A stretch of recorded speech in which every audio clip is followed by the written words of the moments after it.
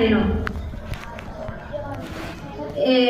ఏసయ్య బాప్తిసం తీసుకున్నారు, యోహాను బాప్తిసం యోర్దాను నది దగ్గరికి వెళ్తారు.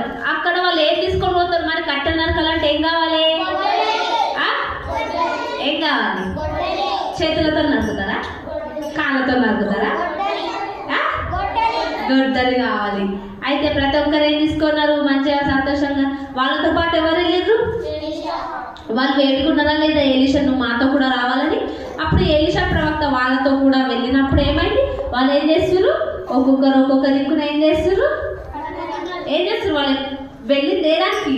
కట్టెలు నరకడానికి పోతే ఏమైపోయింది? నరుకుతా ఉన్నారు. అప్పుడు ఏమైతుంది? ఇక ఒక అబ్బాయిని నరుకుతుంటే చారి ఏమిట్లో పడుతుంది. అప్పుడు ఏమవుతుంది? ఏడుస్తాడు. అందరు వెతికితే అది దొరుకుతుందా?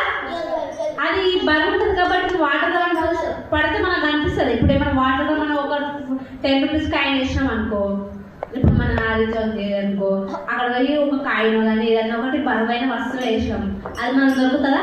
అప్పుడు ఏం చేస్తాం?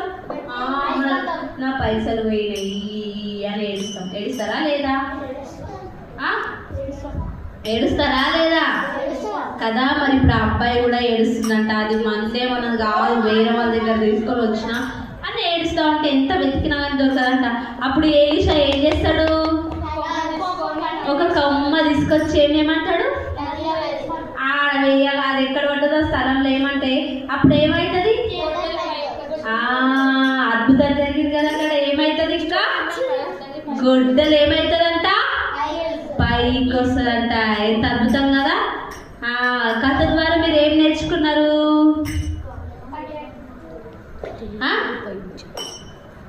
దేవుడు ఎంత ఆశ్చర్యకార్యాలైనా చేయగలడు. మనం అడిగితే ఏదైనా ఇస్తాడు విశ్వాసంతో. నేనే కథ మళ్ళీ రిపీట్ చేసినట్లున్నది. మరి కంఠత వాక్యం ఏం చెప్పినా? కీర్తనలు